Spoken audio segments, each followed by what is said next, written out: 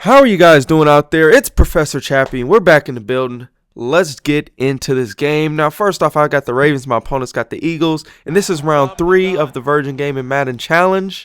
And as you can see, I kick off the ball first. My opponent returns it for a touchdown. Did not have my camera on that. Sorry about that, guys. But, he did run it back. And now we got to try to make up for that. And unfortunately, he ran it back the first kick. So we didn't even get a chance to see his offense and what he likes to do. Because as I've said before, the thing I like to do for the first half of the game is get a feel for what my opponent does. Right there, Flacco just misses my boy over the top, but he's able to hit Torrey Smith with a nice pass there, so he makes up for it.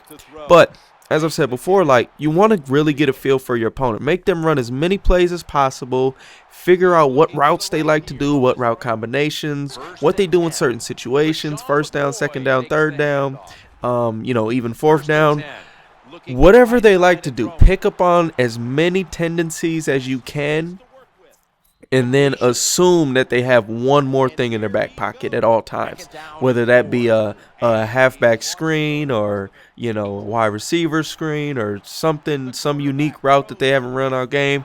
Assume that they have one of those, because pretty much anybody that's a decent player has one of those in their back pocket. And if you don't have one of those, I suggest you find it or get one that's really unique away from your scheme. Just one play that's maybe in the same formation, maybe it's in a different formation, whatever it is, one play that you could call maybe a money play or something like that, or one play that is going to get you something good every time, and capitalize on that in those real clutch situations.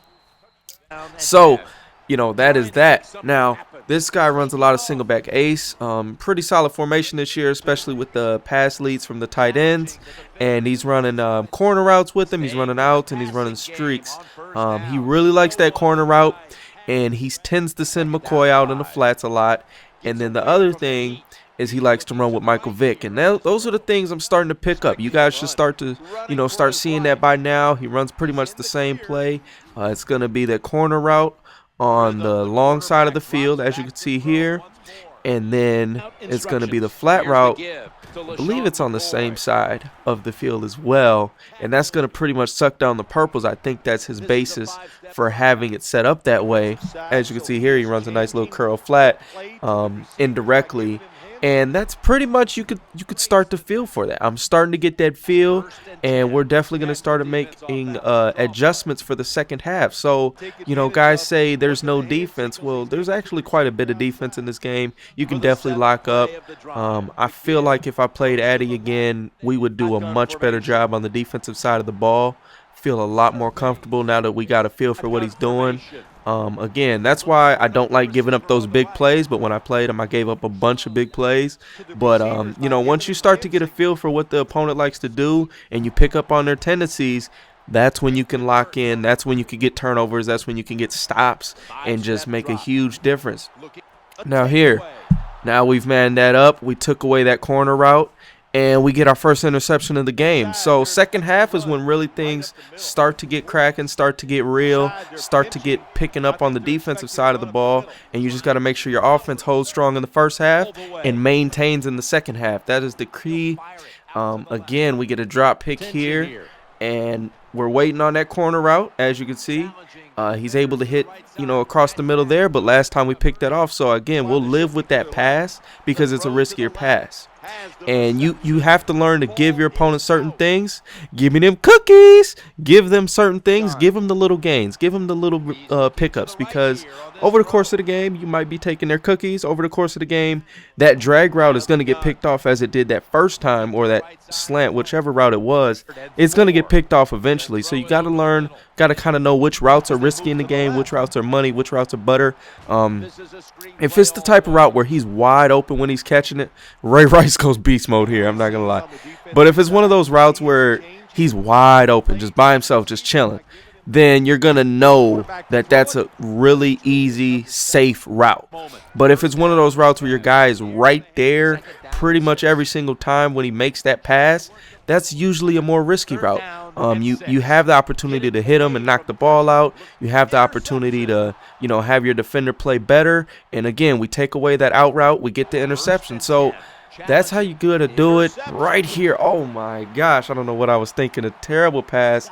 Meant to throw that to Ray Rice, but you know, he's able to capitalize on opportunity and get himself in a good field position.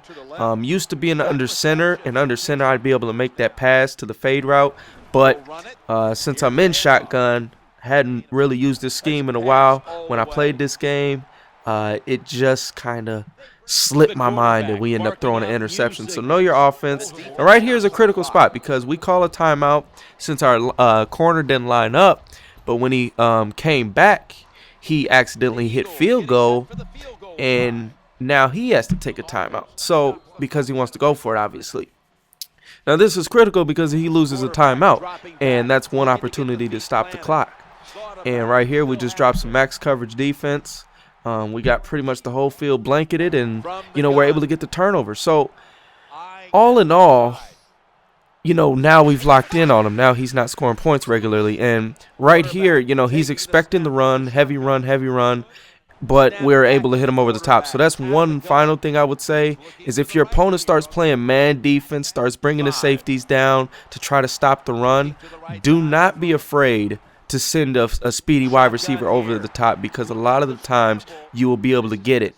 And again, we're able to lock up on defense. So all in all, our defense has picked it up. He's in that man again. We try to just hit Torrey over the top. Didn't I try to dive there? I was trying to just slide and just kneel the game out, but that doesn't happen too well for us. And here the game's over. He's just got to kind of force things to happen, and it doesn't work out for him. So we're able to end this game in the victory formation. So hopefully you guys enjoyed this game and learn the importance of adjustments, locking in, and really getting your opponent's tendencies and getting those stops and turnovers. I hope y'all enjoy NFL Sunday. We out of here.